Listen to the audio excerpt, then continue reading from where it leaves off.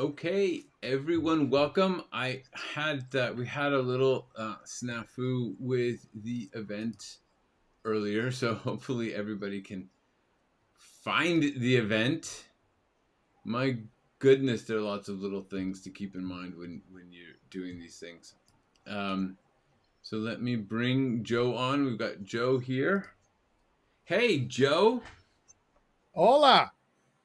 how's it going? It's going well. How's it going with you, man? Good. Plugging I'm along. excited. 86% more. Come on. What is it? Said I'm excited. 86%. That's Oh, awesome. 86%. Yeah, so we're going to talk today about prescriptive selling, which is a topic near and dear to our hearts. Um, and Joe being our resident sales guru, it's especially near and dear um, to his heart. And really, this idea of prescriptive selling came out of our experience working with um, MSPs on their sales program, and there were some themes that kept coming up, and those were things like they're spending a lot of time asking questions and like having pestering people with questions. Like it's fine to ask questions, but they were like really pestering people with questions, right? And driving people nuts. We have one example of somebody selling to me, and I was like, yeah, I'm ready to buy, but he wouldn't stop asking me questions, and wouldn't He get to wouldn't the point. stop going through his sales He wouldn't process. Like he stop just going through wouldn't his sales stop. process, right? So we also noticed that people are expecting their clients to know what they want. They're expecting their clients to know their budget. They're expecting their clients to be ready to buy these services. And the truth of the matter is, what we find over and over and over again is that nobody understands technology. They don't know what the value of it is. They don't know why they need it. And they don't have any way of valuing it. So when you're asking people, hey, what's your budget for IT? What are your IT problems? They don't know. They can't answer the question. And we realized that our way of selling, both Joe and I, our way of selling was really very prescriptive.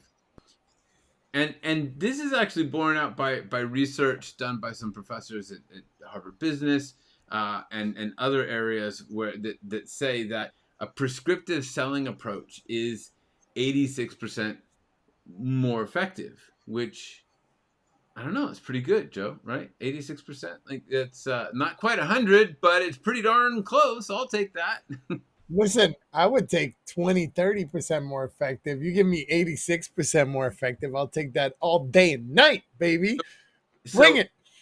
and not only is it 86% more effective, it is a much more enjoyable process. So what I find is this is literally the only way that I can sell, because I don't like this smarmy going in, figuring things out, trying the structure. We'll talk about what I mean by that in a minute, but I don't like doing that, and I don't like being sold that way. But this is a much more fun process, I think.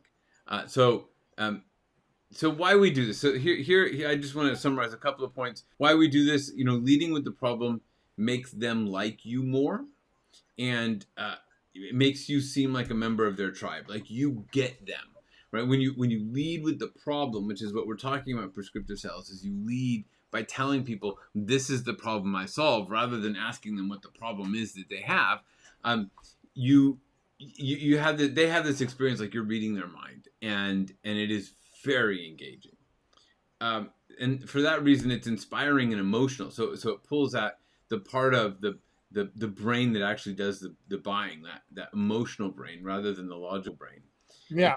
very good at establishing value and trust, because right off the top, you're showing them that you understand them. So the fact that you understand them makes them very excited and wanting to work with you. It's 86% more effective, which we already talked about, and it leads to your easiest sale ever. So do you have anything to add to that, Joe, on the why here? Well, the other thing is that it leaves the person feeling like you knew them before you even walked in. It leaves the prospect like, wow, this person knows me and knows who I am and knows my industry and knows my problems and knows all these things that I need for me to be better. Yeah. And that's an interesting place to be when you're in a sales conversation. When they get me, when they feel Yeah. that you get them, is a powerful, powerful place to be. So the contrast that we're driving here, and I'm going to switch over and show a slide here. The contrast that we are driving here is this idea of prescribing what somebody needs. So you start Yeah. with their solution. And that means that you approach the sale from a fundamentally different way. So there's sort of the used car salesman way of selling, right? And it's the, hey, you want a car? I got a car. What do you want? What do you need? Let me show you this two-seater jalopy over here that is perfect for your family of 6. I'm going to show you exactly how you can shoehorn them all in. Do not worry about the fact that the muffler is falling off. We will tie that up for you before you go, right? Like it's that idea of whatever I have, I'm going to match it to your needs. I'm going to solve your problem, right? And the contrast, the thing that we want to encourage you to do, the place that we uh, find more effective, is to go to this more prescriptive sales, like a doctor, you know. And the way I think of this is, we've got this doctor here, and she says to somebody, oh, you're dying of a heart attack and have a gash in your arm while giving birth? Sorry, I only do undersea hyperbaric medicine, right? And nobody here even knows what undersea hyperbaric medicine is, right? But the point is that that's all she does. So hey, but sorry, you're having a heart attack and gash in your arm, and I don't know how to do that. I don't solve that problem. It's not the thing that I do. So I can't help you, right? And that's the difference between sort of that what we're going to call the traditional sales and the prescriptive sales, is that you're approaching it from that perspective of, I have expertise in this area, and I am going to uh, sell to you within that area. And Joe, you just had an experience with us, and hopefully you remember, because I'm putting you on the spot here, but somebody who you thought, hey, this is not a fit for us, right? Like you Yeah. said, Yeah. this Yeah. Yeah. Yeah. person does not belong in our program. And I Yeah. thought it'd be instructive to have you chat a little bit about that. Well, what happened is they came in and they're not really an MSP. They're a technical company that does technical work, but they're not an MSP. And as soon as they started describing their business, I said, look, we're probably not the right company. And they were a referral. So they were referred by one of our a referral partner that we know really well, that knows us, and said, hey, maybe they can help you. And when they came to us, I said, I don't think we can, because we're not real for your kind of company. And our processes, our procedures, the things that we're going to talk about are a bit different than what you do. Now, there are some things that we do that can help you. So I'm happy to give you those, give them to you. And I gave them a bunch of frameworks and tools and things, but I don't think we can help you. And that's kind of where we ended the conversation. I was okay with it. He was okay with it. He was happy that I was straight with him about what we can and can't do. He'll, he's going to have a better experience if he goes with somebody that's really a specialist in what he needs. And, and I So don't want to create a situation where I have a bad customer experience. So it was very good on both sides. and I'd say that's the experience. Is sometimes you just have to say to people, look, we are not the team to solve your problem. We don't have the tools to solve your problem. Even if you do. So the other thing I want to emphasize is we probably could solve this problem. But We probably we could. don't have the right language. We're going to say things a different way. we're going to, like, everything that we have is sort of geared towards MSP. So when you start adding another person in there, it feels uncomfortable, right? Even though the problems are the same problems, even though they could use the same things, and that's why Joe's sending the tools. They are still not. Uh, they're Look, still not a and part of the and and, way and our I, can community works. I can explain it this way, right? Like fundamentally, business is business. The tools are for business are the same, but the EHR for a podiatrist and the EHR for an ophthalmologist are markedly different and interface to different machines and have different problems and have different things. They're both doctors. They both have electronic health records. They both have the same fundamental compliance requirements, but they are different and different in a way that impacts your delivery and how you're going to make them feel and how you're going to be able to do things for them. Good. So I want to. So yes, and that's why we want you to be in that prescriptive space. But I want to bring it back to the actual prescriptive sales process. We're Good, drifting good, a good. Let's go. So yeah. little bit about the prescriptive sales process, and again, I'm going to share my screen here if I can figure out how. So the idea behind the prescriptive sales process is, you're going to meet with somebody, you're going to have a conversation with somebody, you have some good reason to believe that this somebody is your target market, your target audience. So when you go and you have the first conversation with them, you are going to connect in some way, right? You're going to have a conversation with them about whatever, because, and we mention this because we've actually had people completely skip this because we didn't tell them to do it. So Are you, I'm sorry to interrupt you. please, I'm Oh, going. not yet. Okay, good. Okay, good, good, good. Okay, just one. So that's um that's the challenge with connecting. You have to, you really have to connect, and if we don't connect, then you have a bad conversation. So we put that in there at the top as just like a thing. Remember, this is all human beings. We have to connect to make a connection. uh, But now let's imagine you go into your sales conversation. So you're going into the sales conversation, you've had the connection. This is a structure for the sales conversation. And it starts with telling them what the problem is that they have. So the problem that they have. If all you do is undersea hyperbaric medicine, like, you know exactly what the symptoms are, you know exactly what their problems are, you can tell them this is what you have. This is the problem that we see. And then once you're there, they're either going to nod or not nod. So when Joe talks about, hey, this is when he's talking to somebody and they're the wrong person, they're not going to nod here. They're not going to say, yeah, that's the problem we have. Yeah, If they're like, no, we don't have that problem, then you know that you're the wrong person for them. So then the sales conversation is kind of over. yeah. Stop talking. Stop talking.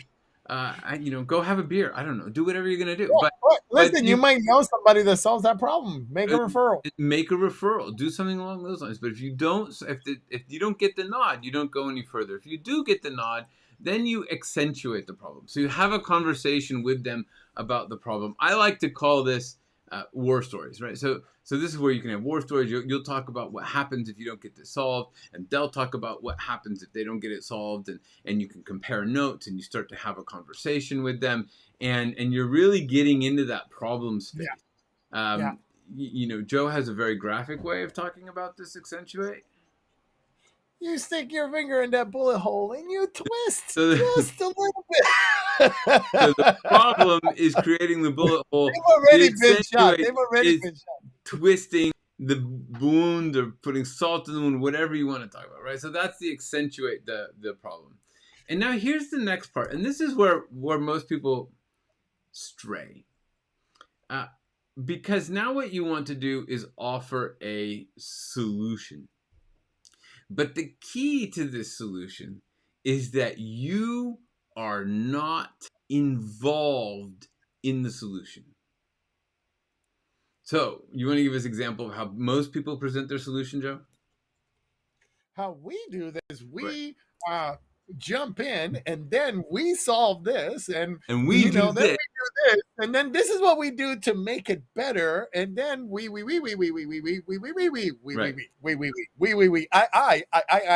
And we. and this is what happens, right? So in the Yeah, solution phase, everybody wants to talk about themselves. You don't talk about themselves, you talk about what they need, right? So, oh, you're having hyperbaric medicine issues, you need to be in a pressure chamber, or you want to drive across country, you need a van, not a two-seater jalopy, right? This is what you need, the solution that you need. I call it in passive voice. You are not involved. And you yeah, can add a little bit of social proof here. So you can talk about the solution, and here's what it looks like when people get that solution, and you can talk about that. And that leads nicely into the next stage, which is the transformation opportunity. So here you talk about how they are transformed once they get the solution. Now, you've talked about problem, accentuate the problem, solution, transformation. Now is that's all in the past. you get to make your offer. Now is when you say, I can do this for you. Because at this point, you've already got them to agree, yes, I have the problem. Yes, I agree that that's a good solution. Yes, I want that transformation. Now you can talk about the amazing offer. Now you can talk about how you will solve that problem, how much it will cost, the value they can expect. Like all of that can come in here, but it comes at this point in the process, not earlier. You do Yeah, not talk about yourself early on. yeah, and it's really making the distinction between a solution and an offer, Right. right? 100%. The solution is just a solution by itself, you know?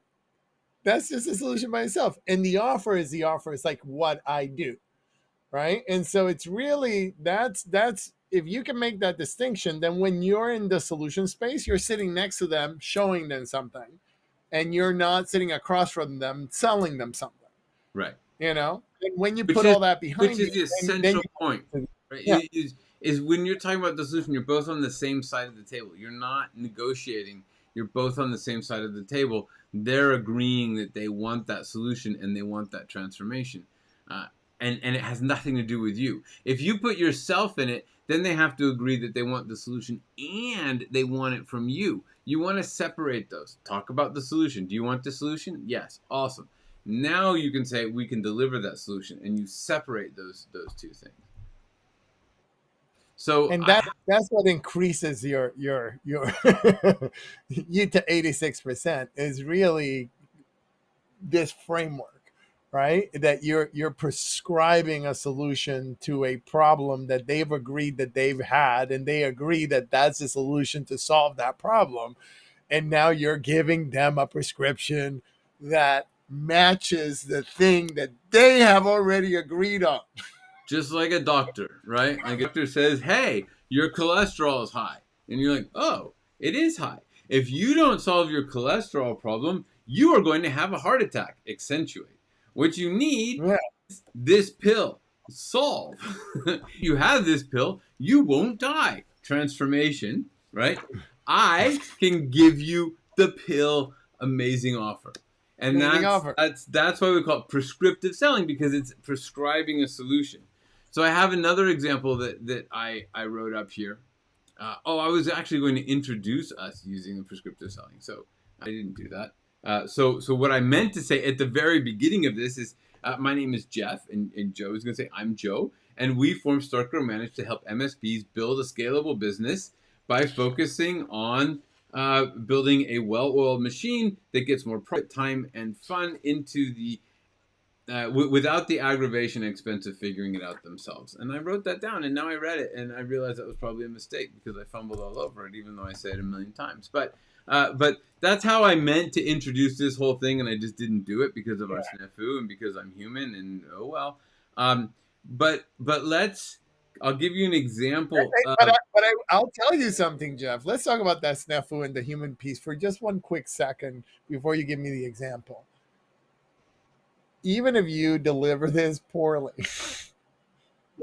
if they have the problem, Yeah. they are locked in, buddy. They are locked in. Yeah. All that matters is that you get the nods at the problem and the accentuate and the solution, and whether you deliver it well or you deliver it poorly. I always stumble over my words in these things, so I always say, "Hey, I'm doing a really poor job of explaining this," and that actually works out just fine. Um, but here's another example, right? So I love these CPA examples. We know a few MSPs who work with CPAs. So you might say the problem that a CPA faces is that they're working in an ever-changing environment. They have shifting customer demands. They need communication and security with their clients, and they have a real trouble sort of keeping up to date with all of the changes in the tech, and this impacts their ability to deliver quality service to their clients. And if the accountant nods and you're like, okay, cool, we can continue, right? Because then you can get into, well, if you don't solve this problem, you could be hacked. You could have reputation issues. You could lose clients. You could lose billable hours. And I almost promise you that if you say these things to an accountant, they're going to start saying, "Oh yeah, I was hacked last year," or Yeah. "Yeah, the billable hours thing is driving me nuts," or "Thomson Reuters is costing me so much in billable hours, I can't deal with it." Right? Uh, so then you would come up with a solution. Well, what you need is someone who manages your infrastructure. Notice that this is about you, not me. You need someone who manages your infrastructure, keeps you secure, keeps you up to date, makes sure you are using the right tools to deliver quality, build client satisfaction, and bill more. Solution has nothing to do with me. The solution, right? And then you can talk about the transformation. If you have this, you can bill more, have happier clients, grow your firm, and not suffer the way you've been suffering. And then you make the offer. I'd be happy to do this for you. I have a program that does this. Our Keep CPAs Up to Date program is, $10,000 a month, or whatever the story is. At this point, you can make the offer as long as they've nodded the whole way through. They're already sold on the whole concept. Yeah. Now, I have two things that I want to share, Joe, and I know that we're like a little short on time. I'm going to go through these kind of quickly. Let me go back to sharing my screen. And me, I guess. So that's the wrong one. There we go. All right, so let's look at the slides again. So the next thing I just want to point out and take a screenshot of this, right, is this is what the conversation kind of looks like. Now you're not going to just blast through this. You're going to have a conversation. They're going to contribute. You want to talk less than they talk. All of these nuances come in later, but essentially, this is the way that you want to think about presenting it. I notice that people in target market often have this problem, and if you don't fix it, then you accentuate the pain. So what you need is a solution in passive voice. It has nothing to do with you. If you implement the solution, then you get the transformation, like, for example, somebody else. That's optional at this point. I can do this for you, and here is my amazing offer, and then you can put in some more social proof and why me. But this is the general outline of how you would have the conversation. The next thing I want to talk about, and then I'll turn it over to you, Joe, to correct everything that I got wrong here, is because Joe is the sales guru. I'm just the guy who does the presentations, right? Is I like this way to introduce yourself, right? So you can say, I help Avatar with the problem you solve by solution. So when you're introducing yourself at a networking event, when you're talking about what you're doing, this is a really succinct way to do it. And if you really want bonus points, you can add in the transformation so that they get transformation without whatever agitation, whatever is bothering them. So it would look something like this, right? I help MSPs profitably grow their business by teaching them to build a business machine so that they make more money, have more time, and have more fun without the grind. And this is a great way to present yourself when you're networking, when you're meeting people. Like, this is your quintessential elevator pitch that's going to leave people asking for more. Because the Yeah. your avatar, if you present yourself this way, your avatar, the person you're selling to, or the person who knows the person you're selling to is going to ask you how do you do this? I want to learn more. So that's those are the two little frameworks, the three frameworks that I wanted to get out there to help anybody. And the best thing to do, like I say, is to get this, take a screenshot, or we'll put something in the show notes. And other than that, Joe, what did I miss? What other thoughts do you have on this? You didn't miss anything, but I think that it's really crucial for people to understand. I think this was great, and it's really crucial for people to understand that if you say that I help, avatar problem you solve by solution, that number one, that's the by far the best way to introduce yourself. The best way to introduce yourself by far. Instead of I'm a blah blah blah and I do, like your title. Don't do that, right? Say, this is so it's by far. And second is that every time you do that, if they didn't ask how you do that, it's one of two problems. If you tell that to 10 people and 10 people don't ask you how you do that, you're doing it wrong. Right? Okay. You're doing it wrong. Period. You're doing it wrong. You're missing a step. You're glossing over something. You didn't explain the problem enough. Because if they're not left with a question, how do you do that? You're doing it wrong. Right? Number two, if you say it to 10 people and 3 of them don't ask you how you do that, don't tell them. Because they're not your people. They don't care. It's not personal. It's just they don't know anybody and they're not the one. Right? So you have to be mindful of that. Yeah. Because sometimes I go to networking events and people tell me way more about what they do than I care to know. So what I do is I say that, right? I help MSPs, so that they're not in the grind. Yeah. And if they don't ask me how do you do that, if they just go, oh, that's nice, I don't say anything else about it for the rest of the night to that person. And if they say, well, how do you do that? Or what are MSPs? Right? Because those are the 2 top questions that I get. What's an MSP?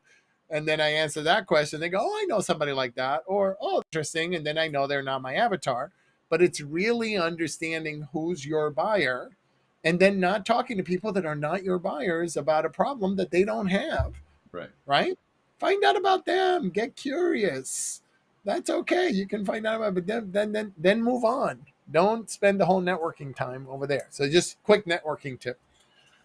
Yeah, but I think that's key, right? And in the networking, what you want to do is listen to what other people are saying.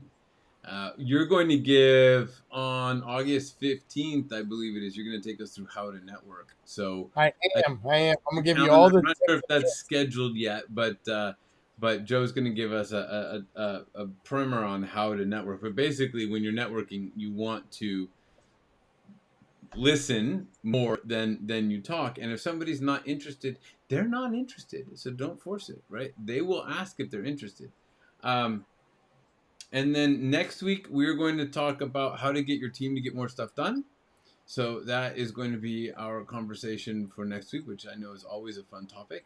And other than that, I think that is the prescriptive sales outline. So you can find more about prescriptive sales on our website. Just Google prescriptive sales and we'll come right up. We'll also add a couple of links to the show notes, and you can go check out the templates that we shared with you.